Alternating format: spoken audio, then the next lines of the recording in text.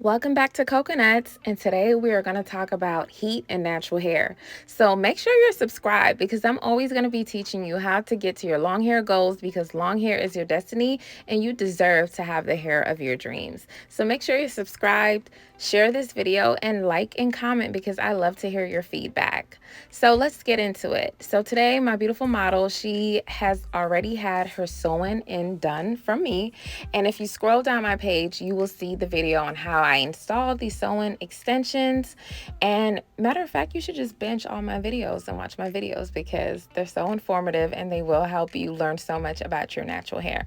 So I am getting ready to use heat on her hair, and I am not worried. Usually when people are about to use heat, they're scared they're going to suffer from heat damage or breakage or split ends because you spent so much time growing your natural hair. Lord forbid that you actually damage your hair with just one heat service. That would suck. And I know so many people, they go to certain blow dry bars and they suffer from heat damage, and you go to a stylist for a silk press and your hair won't revert. And there's nothing scarier than that. But I'm going to show you my tips and tricks on how I use heat on my client's hair and how I would advise you to use heat so you don't have to suffer from heat damage, okay? So the first thing first, on your natural hair journey, make sure that you are using natural products, healthy hair practices, and water majority of your natural journey. Meaning, throughout a span of 1 year, you should be not using heat for, I would say, 90 to 95% of that year. So for 10 months out the year or 11 months out the year, you should avoid heat on your hair. You should be using water. You should be using natural products. You should be using strengthening treatments like a hot oil treatment, leave-in conditioners, low manipulation techniques, not overbrushing, not overcombing, using protective styling, and using fabrics like silk that's going to keep your hair from rubbing.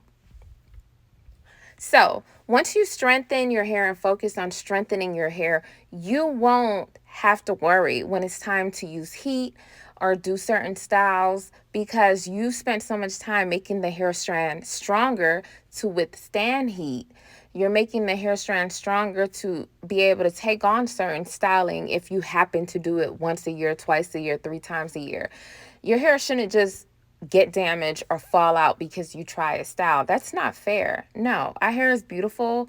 We have the type of texture that can be straight, it can be curly, it can be coily, it can be kinky, it can be stretched. We have so many wonderful options when it comes to natural hair, and we should be able to explore those options without suffering from heat damage or damage in general.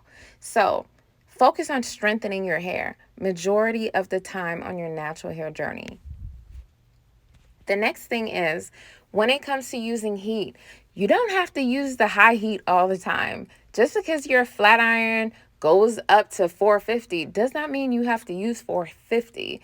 You can use 350. You can use 300. You have so many different tiers on your hot tools that you can use instead of using such high heat.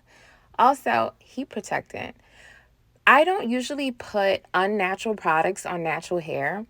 I usually, if I'm doing a blow dry, I would use my Main Magic Deep Nourishing Oil, and that is a natural heat protectant because it's basically made of jojoba oil, which is the main ingredient, which is a natural heat protectant and coats the hair strand and protects it from heat. So I usually use that, but let's face it, there are certain styles like silk presses or certain styles that require certain styling products, and unfortunately some of those styling products do contain certain chemicals that you can't get around. Of course, I try to choose the best of the best when I do have to do these styles, and I make sure that I just use a heat protectant that I feel is great that's going to help protect the hair strand.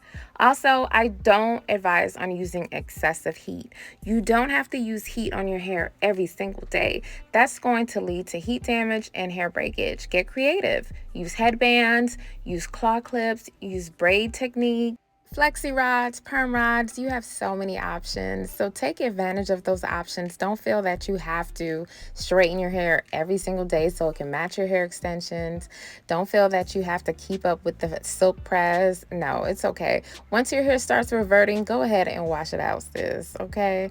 And just enjoy your straightened look.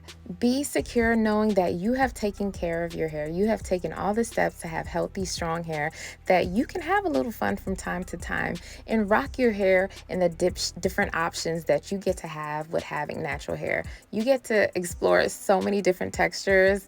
It's actually magical. So be magical and enjoy it. Thank you so much. I hope you learned something in this video. Don't be afraid to get your hair straightened or silk pressed. But like I said, make sure throughout the year you are using natural products, preferably Main Magic products from Cocaknotz.com, water, and protective styles.